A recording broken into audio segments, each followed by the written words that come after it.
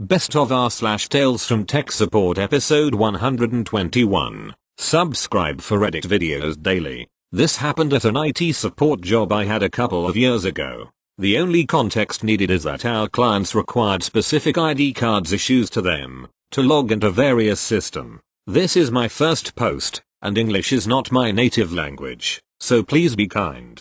The call started in the most amazing way possible. I answered the phone, and was immediately greeted by a man who sounded very nervous, and a woman screaming hysterically in the background that she was having a psychosis. The man explained that his wife had called us 8 times this morning. We had received a total of 5 calls this morning, all from different users, and that she had waited 30 minutes in queue to even get to speak to us. Our support line did not have a queue. I asked him to explain what the problem is. Man, my wife can't access critical systems that she needs. Me, what are these systems? Is she getting any error messages? Man, to woman, what are the size? Woman, they're not working. Man, they're not working. Me, could you explain what is happening when she is trying to access the systems? Could I speak to her directly? Man, she doesn't want to talk to you. Woman, I refuse to talk to them again. The call basically went on like this. I was trying to ask questions to get information to solve their problem, but they kept throwing accusations or other unrelated pieces of information,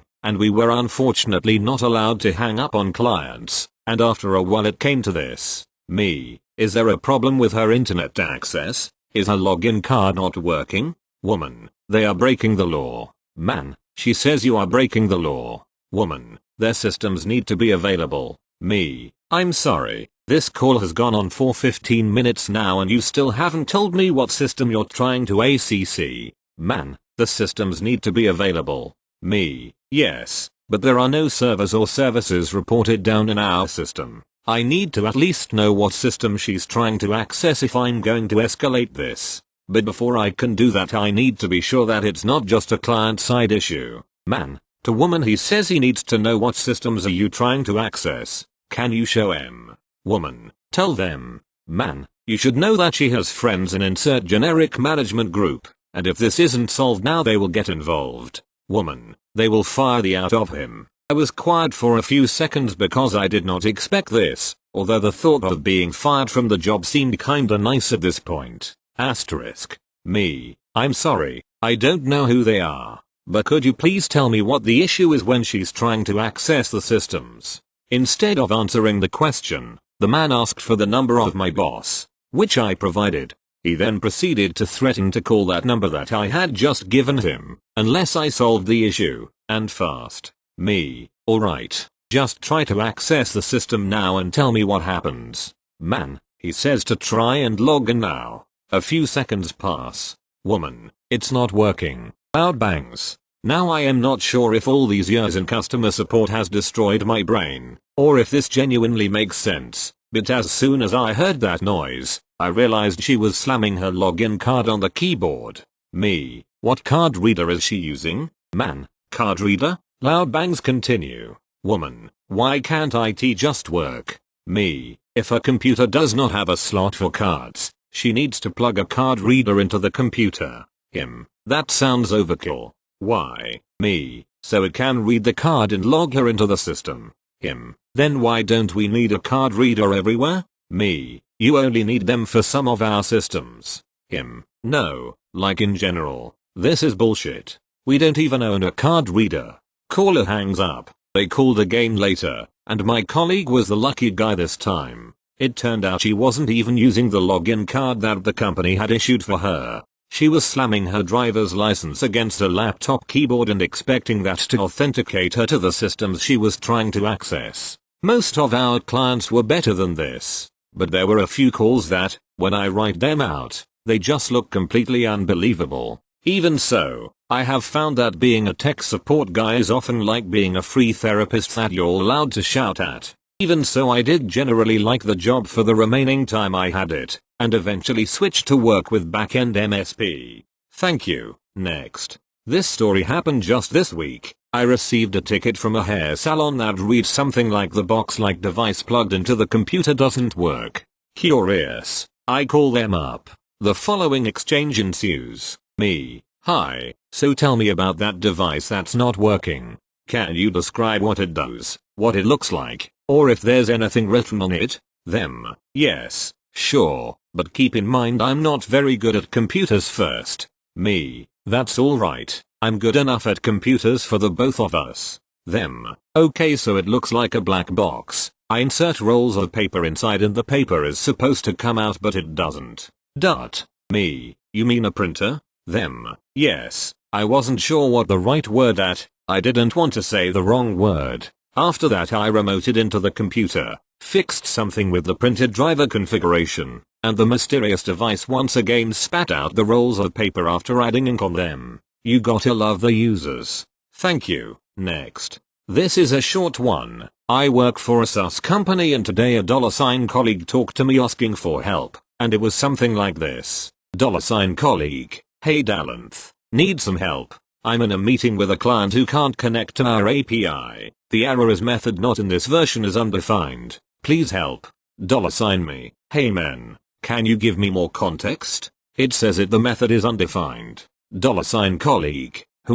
I don't know. The client doesn't know either. He was just testing the integration in the meeting and failed. $me. Yeah okay, but I can't help you without even know what languages. Did you check the documentation at least? $colleague. No. Let me ask. Thank you. Next. I have a story to share. I work in a chat-based call center and this pandemic has caused customers to be crazier than usual. This one guy chatted in with about an issue with his product that ended up being hardware related. I gave him his service options which were to either bring it to the store or mail it into our service center. He instead demanded that we ship him a new one instead of him bringing it to the store or mailing it in because he had been with X company for a long time. When I told him this wasn't something we offer he demanded to speak to a supervisor. At the time we were of course having system issues as well so I couldn't transfer the chat to one of our chat senior advisors so I'll let him know that hey, we are experiencing some issues at this time with contacting our senior team. You are more than welcome to call X number to speak with them or you can chat back in a couple hours and we will get you right over to them. He of course didn't like that and said no he was going to wait on this chat until I get him a supervisor. He didn't care how long it took he wanted to speak to one and I was going to get him to them. Thank you. Next. So I was assigned this case when my customer tell me that their server loading balancing is not working. I just look at the logs and see what could went wrong and I was working with the vendor to see what caused by the root cause. I call the customer the next day. Me. Hello this is XXX from XXX can we confirm that you have never done any changes to the load balance? Customer. No. I never do anything and the load balance failed by itself. Me. Alright we will back to you again. Feel puzzled on this because there is no way the load balance will fail by itself and stop assigning traffic to the server. So I decide to work with the vendor and look at the admin's log file, hoping that we can find some clue. Turn out one of the customer colleague did a change by disabling the server loading balancing option. I never find out why. Due to this that's why they're unable to access to the server. So I just send the screenshot of the log file and explain to customer and case closed. It would be better if my customer want to find out if others have done any changes instead of keeping say that the load balance failed by itself. Thank you. Next. Working at a cellular retailer in a small town, 2000 pop, was definitely an experience like no other. But some of the tech support happenings stand out to this day. Mr. Customer came in a few minutes before closing hoping for a quick fix getting his work email functioning on his work phone. It looked like he made an attempt at setting it up, but there was some key information missing.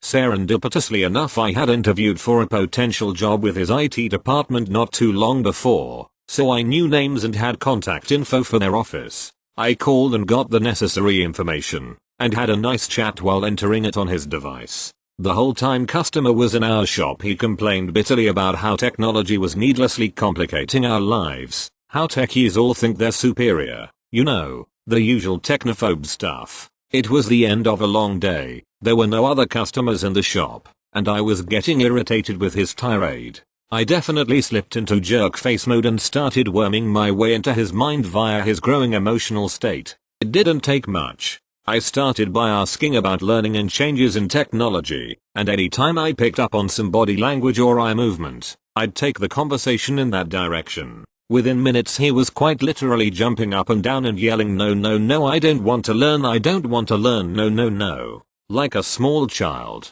At this point I kinda snapped out of the mental place I'd gone to and realized what I'd done to this poor Luddite who just wanted to read emails on his phone. I finished with his phone, handed it back to him, and he was on his way, presumably to find a stiff drink. I got some terrified looks from my co-worker while we locked up, which I shrugged off, and the day ended. But the sight of a full-grown man bouncing up and down and yelling has stuck with me since. TL.